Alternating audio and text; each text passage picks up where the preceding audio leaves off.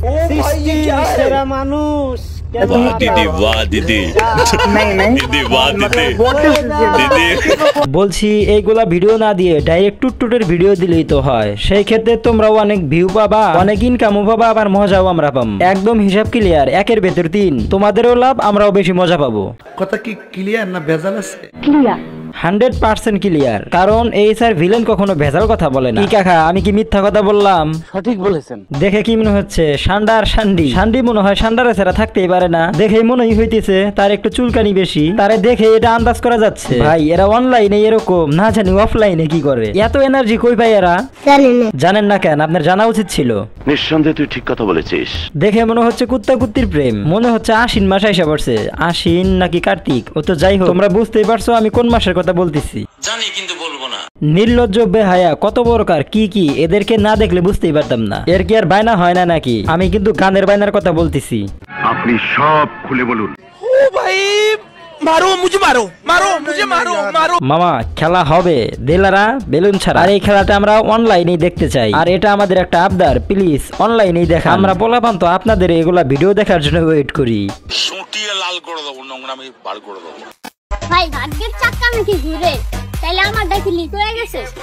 না বা আপনার চাকা বেশি হাওয়া দেওয়া ফেলাইছেন, এর জন্য ঘুরতে পারে না। চাকা বড় হয়ে গেছে। ও রে, আপাই দেখি কত বড় মনের অধিকারী হয়ে গেছে। আগের থেকে মনের উন্নতি হয়েছে। আবার মনটা মনে হয় সহজ সরল, যে চায় তাকেই দেয়। আফারে দেখেই বোঝা যাচ্ছে মনটা অনেক নরম হবে। সঠিক বলেছেন। জমি মোটামুটি বড় হয়েছে। এখানে ফসল ফলাতে হলে অনেকজন কৃষক লাগবে। আর অবশ্যই কৃষকের হাত চালু থাকতে হবে, তাহলেই ফলন বাম্পার।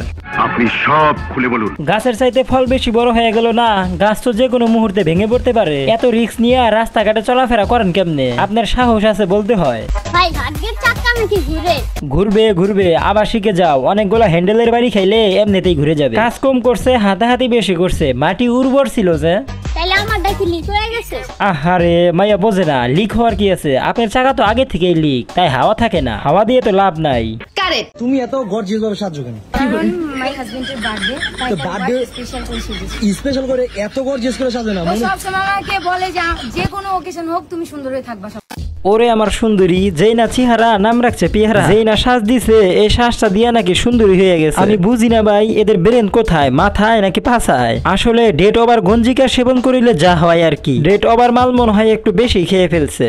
কথা কি ক্লিয়ার না ভেজাল আছে? ক্লিয়ার। তুমি এত গর্জিয়াস ভাবে সাজছো কেন? মাই হাজবেন্ডের বার্থডে, তাই বার্থডে স্পেশাল। ভাই মেকআপ একটু কম হয়ে গেল না? আর একটু মেকআপ দেওয়া উচিত ছিল, কম হয়ে গেছে। হঠাৎ করে যদি রাতের বেলা একে কেউ দেখে, সে ভূত মনে করে পালাবে। ভাই মেকআপ করবি তাই বলে এত? মনে হচ্ছে ময়দার বস্তা একবারে লেপে দিছে। ও শিট গাইস, যারা অতিরিক্ত স্মার্ট তাদের দ্বারা এগুলা করা সম্ভব। আমরা তো আনস্মার্ট খ্যাত, আমরা আবার এই মেকআপের কি বুঝবো? এই মেকআপটা বুঝতে হলে তোমার তার লেভেলে যাইতে হবে। কথা কি ক্লিয়ার নাকি ভেজাল আছে? ক্লিয়ার। ভাই বিশ্বাস করেন, এর দেখলেই কেন জানি আমার খুব বিরক্ত লাগে। যাই হোক, ভাগ্যিস বাংলাদেশে জন্ম নিছি, অন্য দেশে জন্ম নিলে এই বিনোদনগুলো মিস করতাম। তুমি এত গর্জিয়াস ভাবে সাজছো কেন? আফা আমাদেরকে আবারও মনে করে দিল অতিরিক্ত কোনো কিছু ভালো না। এমন শ্বাসটা দিছে মনে হচ্ছে এখনই হোটেলে যাবে। ভাই চেহারাটা একটু ভালো করে দেখেন, একদম বৌদ্ধর মতো লাগে। কেসটা তুমি ধরেই ফেলেছো।